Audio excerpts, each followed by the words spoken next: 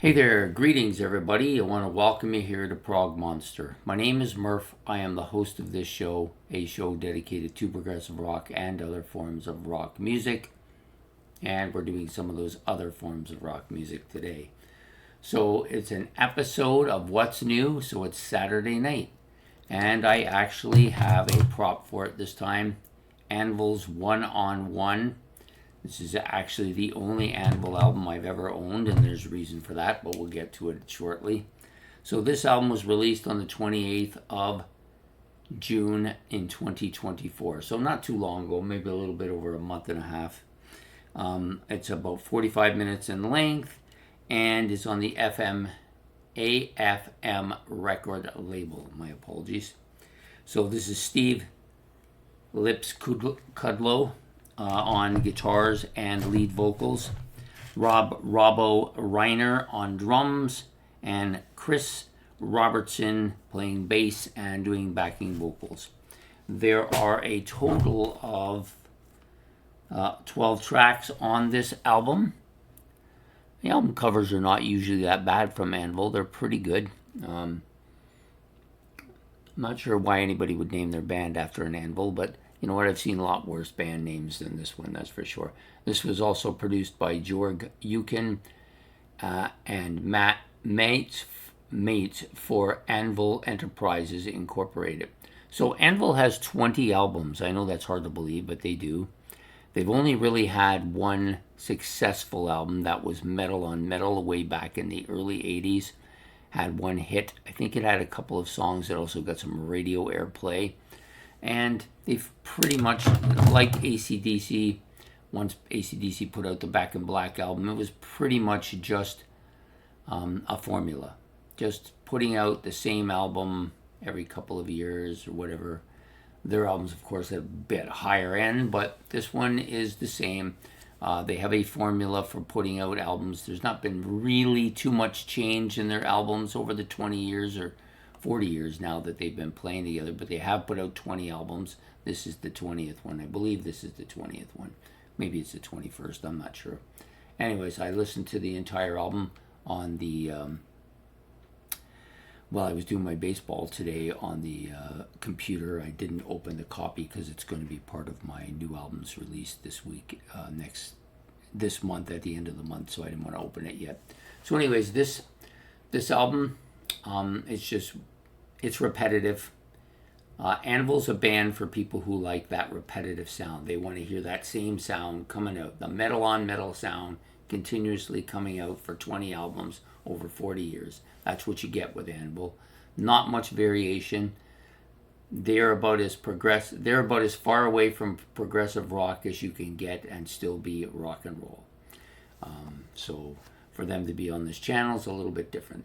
I think my feelings about Anvil are a little bit romanticized because I saw them in concert as the second of three bands playing. I went to actually see Ronnie James Dio, and Anvil was his second band, and believe it or not, Metallica was the opening band. But that was when I don't even know if Metallica actually had an album at that point. These guys had just come off Metal on Metal, so were considered a little bit higher. And that may be the only time in their history that they were higher than Metallica. But at any rate, this is for a metal band, they're solid. They play what they want to play. It's not sophisticated. The music is not sophisticated. The lyrics are not sophisticated. There's no sophistication here. It's just pounding out melodic, heavy metal riffs. And with the guitar solo, it's almost every song is almost the same. You get a melodic hard riff at the beginning with some lyrics and some chorus. At some point during the song, usually about the 2/3 mark, you get a lengthy solo, guitar solo, and then you get the same stuff repeated over. All their songs, all their albums are like that. No changes. Are there some good tracks on this album? Yes. The opening track, One on One, is not bad. Fight for Your Rights, kind of quirky, but it's not bad. And Gold and Diamonds, kind of a strange tune. Didn't really make a hell of a lot of sense, but it's not a bad song at all. Rockin' the World, that's a decent track too.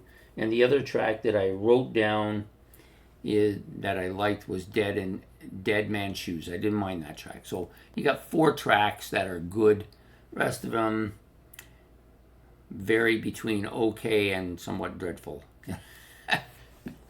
I don't like the crap on bands. Even part of my fascination with them is, other than seeing them, is that they're also Canadian, and so I wanted to give them a shout. They're also dedicated. They've continually put out albums for 40 years. The same, well, Reiner and Kudlow have been putting out albums as Anvil for 20 years. They were 2 of the original 3, and they're still at it. And they must like doing it. It's almost a necessity for them to do it. And they're contributing something as opposed to not contributing anything. And they're decent enough in concert. When I seen them, they played 6 songs. That's probably about the limit that you'd want to see them live, because after that, they just kind of drone a bit and you don't want to hear anymore. But, when you've got 3 or 4 tracks, it's not too bad. By the time you get worked up into it, it's over, and you don't have to go on to wishing it was over. So anyways, overall, I would say this is a decent metal album. Not going to win any awards.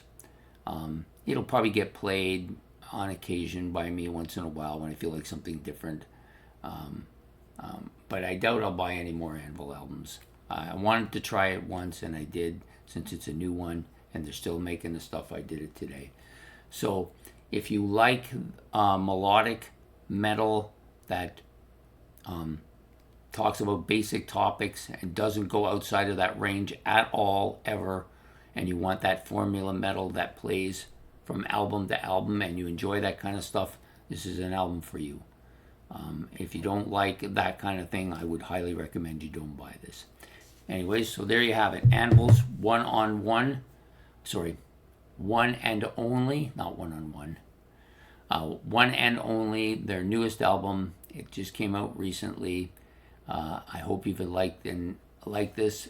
If you haven't liked it, please don't hit the like and subscribe. If you did like it, hit the like and subscribe. And any comments about the group. And I don't mind if you want to crap on them a bit. That's fine. I don't mind. Some of the stuff is okay, but mostly it's just repetitive. So. And don't forget to hit the notification bell so you won't miss next week's. I'm hoping next week to have the Sonus Umbra album. I ordered it. I'm waiting for it. Somehow I managed to order it twice from 2 different sources. Not really quite sure what's happening. I did pay for it once, so I'm not sure what's happening with the other one. I guess we'll find out when one or the other shows up, or whatever happens. But I'm hoping that one of them shows up this week so I can do that album for next week for my what's new. I do like this band a lot, and it helps that I kind of have a personal connection by watching Sea of Tranquility and seeing Louis Nasser there. This is his band, for those of you who do not know that. So I've listened to it a little bit online, but I decided that I wanted to wait till it came before I actually did the album. And the buzzer's going, then my dinner is ready. So I will say goodnight and have a good one. Take care, everybody, and see you next week on What's New. Bye.